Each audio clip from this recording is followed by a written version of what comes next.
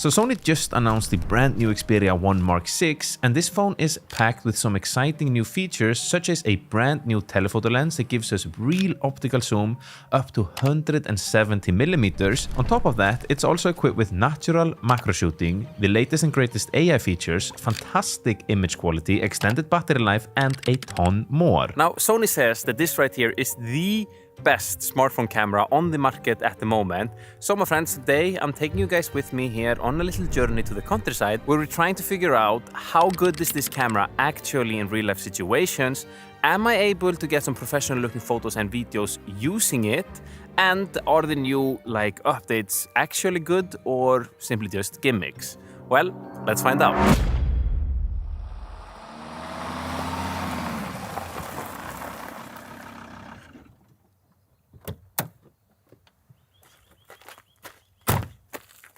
Guys, welcome to the archipelago. Yeah, I don't know how to pronounce that word.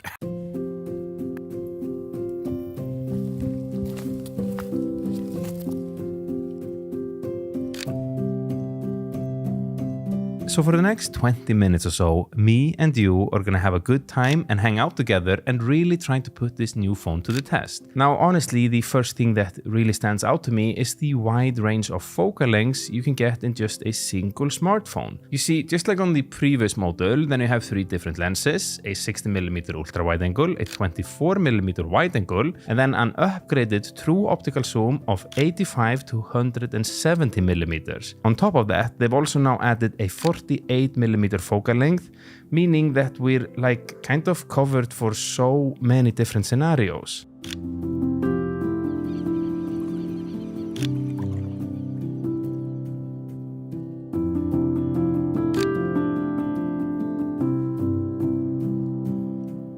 So the added focal length you get now is up to 170mm of optical zoom, which is pretty cool, especially on a smartphone. And just to demonstrate the amount of zoom that you get, then over there, pretty far away there, then we can see person or 2 persons. And this is with a 60mm, but as soon if we just take up the camera and have a the 170mm, then it would look something like this.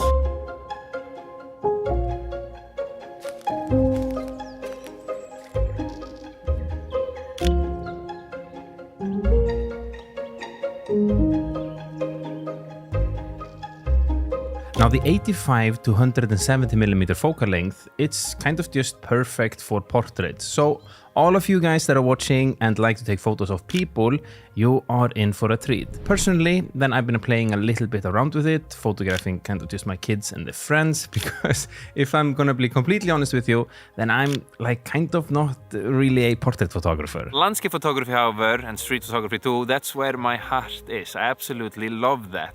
And I think usually when people think about those types of photography, they're thinking wide angle, 60mm, 25mm, but I personally really like the 85 to 170 or even above for that type of photography, because you get that compressed look. So for me, having that on this phone has been absolutely gold, even on the older Xperia 2, when you can have this optical zoom, because the compression is just, everything looks so big and so epic when you use a telephoto lens in landscapes and street photography as well. Now, 2 things that I want to add: that it's really sunny outside today, really sunny. I'm hoping that some clouds will roll in. I think it's going to roll in. It's usually this time of the year when there's sun and rain and the weather can't really decide. But when it's this sunny outside, the sunlight is so harsh, which is not my favorite type of daylight. However, it does make me have to think a little bit more, because it's more of a challenge. And also going in the woods here is so pretty, and you get all of them shadows. So I'm not complaining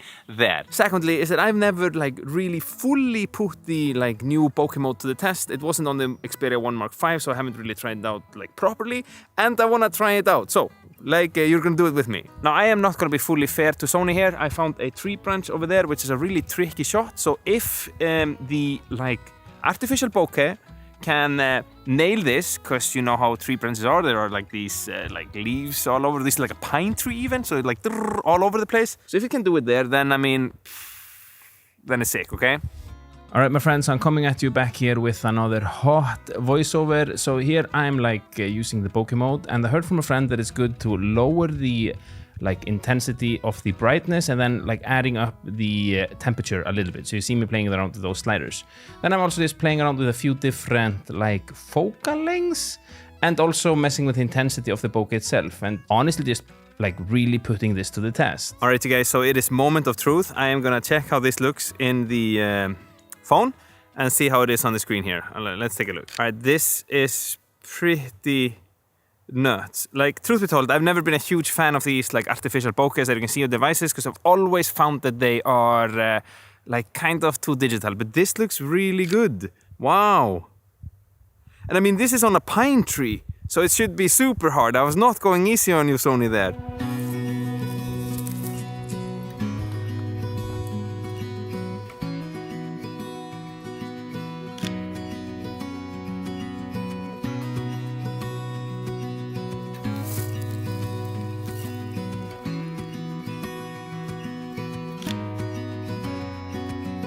I've been using Xperia for quite so many years. My first Xperia was the Pro I, and then I had the Mark IV, Mark V, and now this Mark VI.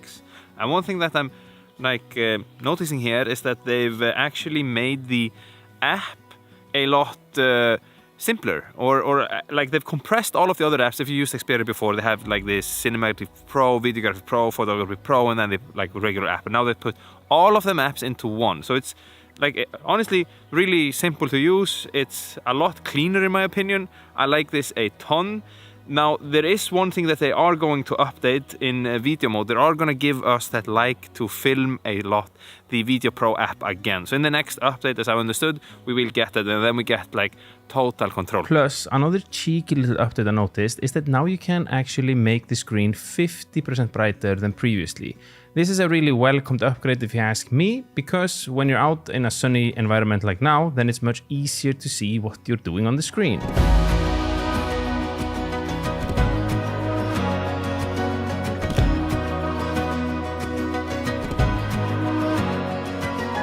You guys remember before when I was asking and wishing for some clouds to roll in? I'm hoping that some clouds will roll in. Well, I got my wish, granted. I've had clouds rolling in, but we got them super boring, extremely high clouds with zero texture at all. I feel sometimes you have to be careful what you ask for, because this is the most boring thing. There's nothing happening in the sky. But fear not, my friends. Clouds or no clouds, the journey must continue.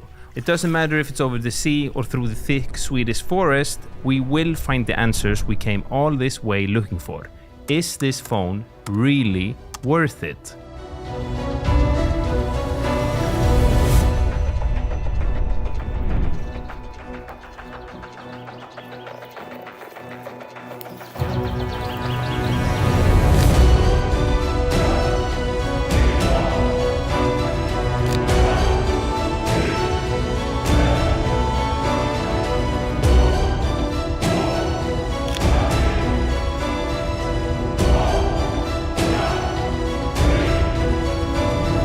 Alright, so I found a bunch of sheeps here, kind of random, but let's try out the 4K 120 frames a second, the super slow motion. This phone is also equipped with it. I haven't tried it on this phone yet, so let's see what it can do, you know?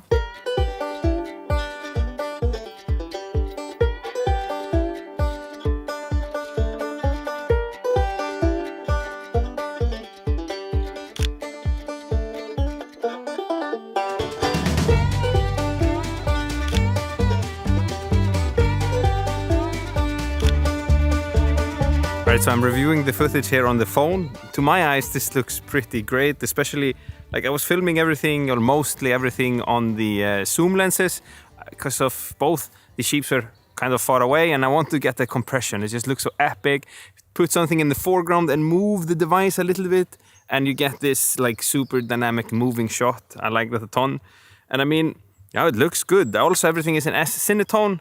So it just looks nice straight off the camera. And one thing that I did notice is that they've added this slow-mo tab. So now you can just go in the slow-mo tab and it's going to film slow motion for you in the camera. But if you want to get full control and slow it down in post-production, you can go in video and film in like 4K 120 frames per second. So the slow-mo tab is new. I can see that's nice. Then you can just get it straight out. I like it. Yeah, it's not a bad addition.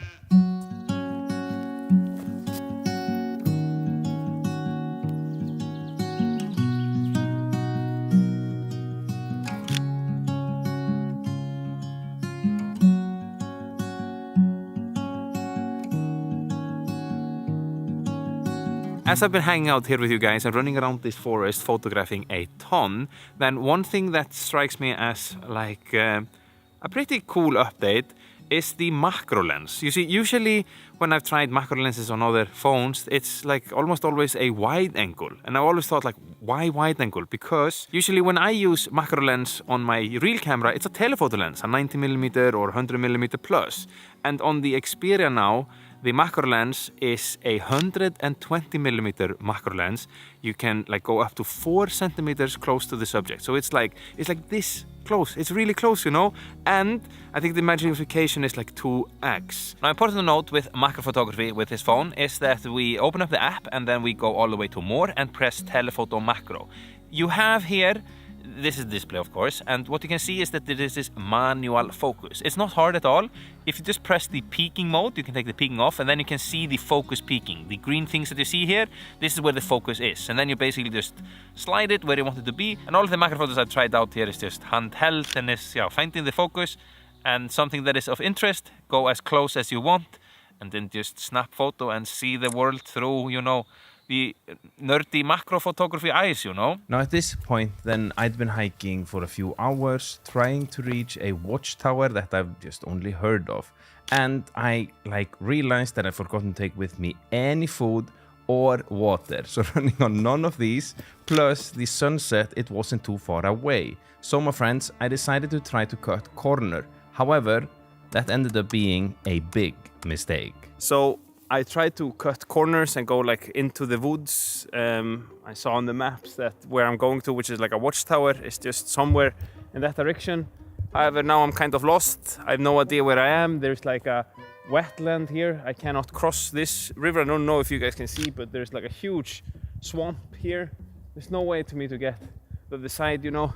And in forest, everything looks the same. I'm from Iceland and the trees are like this big, and we have a saying that is like, if you ever get lost in a forest in Iceland, just stand up, because the trees ain't that big there, you know. But here everything looks the same, so I kind of don't know, because there wasn't any path. I just went straight ahead and chopped myself through the woods, and now man, this like okay, I'll figure this out.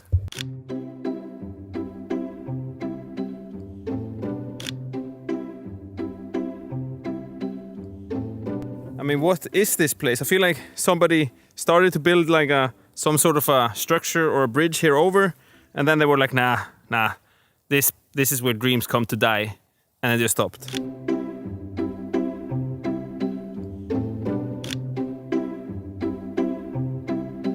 All right, this is sketchy. Oh, no. These are okay. All right, so I feel like I should just get out of here. I got some cool photos, I think, and I do not want to be here when it's like dark outside. This is, I would not find my way back. Now at last I made it out of this mess and eventually found the tower that I've been looking for. That was of course celebrated with a bunch of selfies.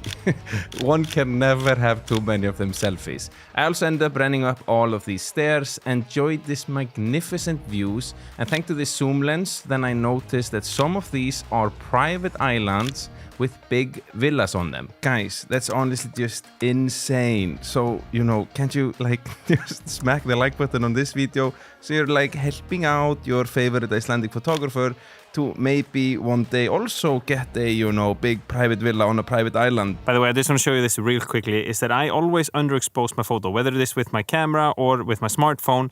Then I just like to underexpose them ever so slightly, because it's much easier to retrieve the shadows than the highlights when you're editing in post-production. And I know how far I can push my devices, whether it's my camera or the phone.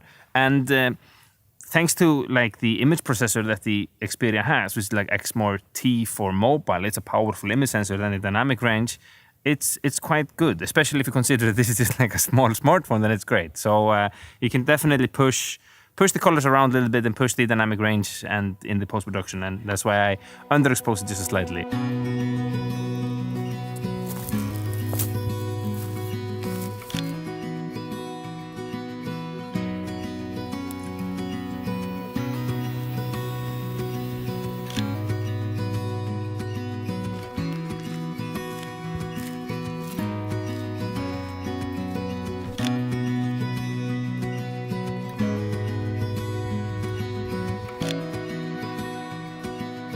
Alright, so the sun is about to set here over the archipelago. I am gonna try out the 48 megapixel as a new addition to this phone.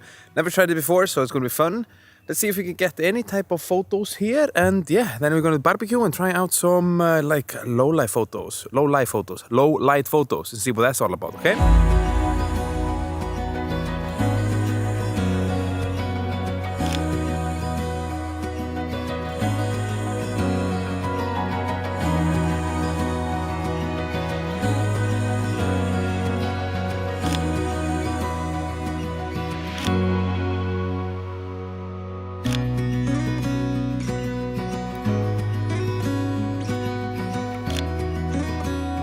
So I've been looking at these 48 megapixel photos on the screen on the phone, and to me they look like pretty sharp and nice.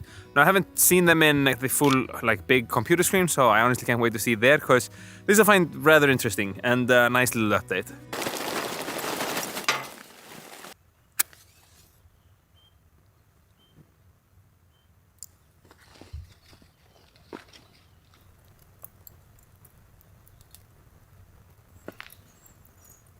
Now it is really dark in this direction, or just like dark in general. Let's see and try out the like how good is this phone in like low light environments, and this has to classify as like extremely low light, right?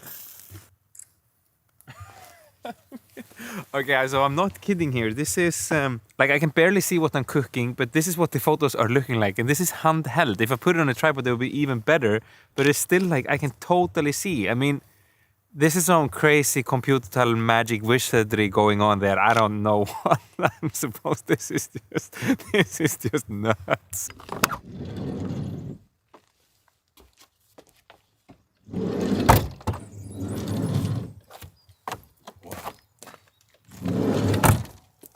Good morning, my friends.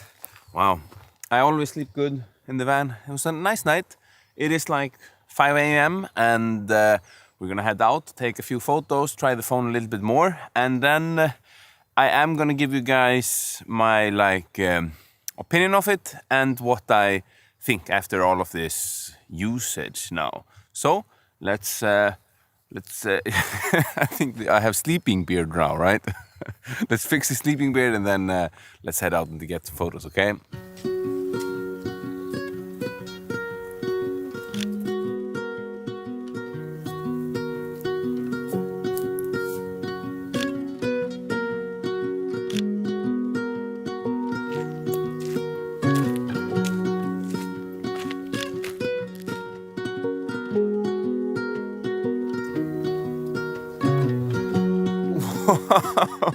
I don't know if you can see, but we have like this mist coming in through the sunrise here. Wow.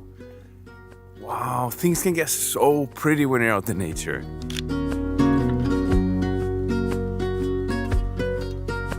By the way, it is cold outside. I think you can kind of see, you know, my breath. And you know it's cold. This, yeah. Welcome to the spring in North, you know.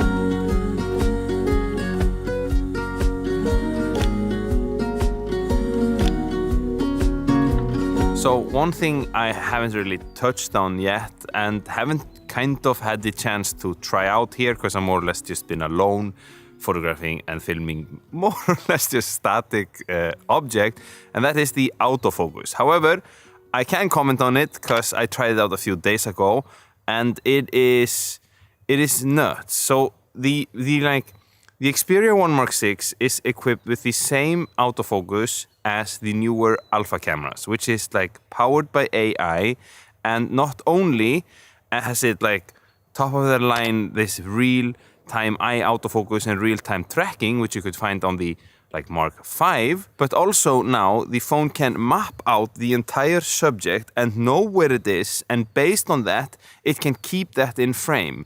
And I use this all the time on my regular camera, and it is nuts because it means that I can like move away, and the camera or the camera here knows where my eyes should be. So if I even look away, it just knows where the eyes is because it mapped me out.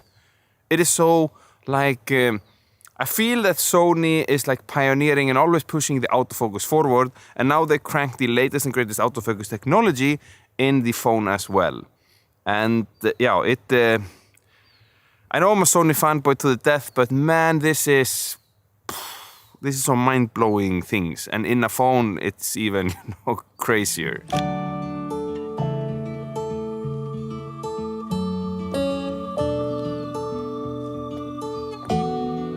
Alright, so the sun is fully up now. Now I'm running on no coffee, but luckily my car has a kitchen, so let's make yourself a little cup, and then I'm gonna tell you guys the opinions and all you have to know if you should get this phone or if you should just not get it.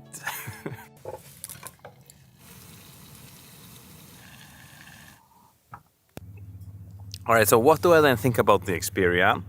Is it the best smartphone camera on the market? And like, do I recommend it? So what I've always liked about the Xperia phones from like the perspective of a photographer is not just that it kind of feels like a little camera and also the control we have, but the images themselves, they feel more like they're coming from a real camera. For instance, just like many other phones that I've tried, they like smartphones have a problem with them being too like overly digital or like overly sharpened and all that. But with an Xperia, it feels like pretty natural, and I like that a ton. I also feel like they really try to make this a mini camera. I mean, they have a little shutter button, and this is like just a tiny little detail, but it's really nice when you're out photographing and filming too, because you just have to click like this and it feels kind of like a little camera, and it is. And I've like that it's just lightweight and I can whip it up and film. I was drinking my coffee there and there was a boat going over. My camera wasn't close by, but my phone was, so I just grabbed it and but it's holding in the shutter button. You open up the app immediately and you can then click it and you start to film. Not bad. However, is it the best smartphone camera on the market today? Well, truthfully, then I haven't tried all brands, so it's really hard for me to comment on that. But what I can say is that this is an absolutely phenomenal little device. So if you're looking for a camera that can also make phone calls, then the Xperia 1 Mark 6 is definitely a camera that I do recommend, and a phone. It's sick. And yeah, before I forget, then 85% of all the plastic used to build this phone is recycled plastic, which is a part of Sony's Road to Zero, where they're working towards zero environmental footprint. That's pretty cool if you ask me. But what about cameras? I mean, what is the best first Sony camera to pick in 2024? Well, you need to watch this video next to find the answer to that question.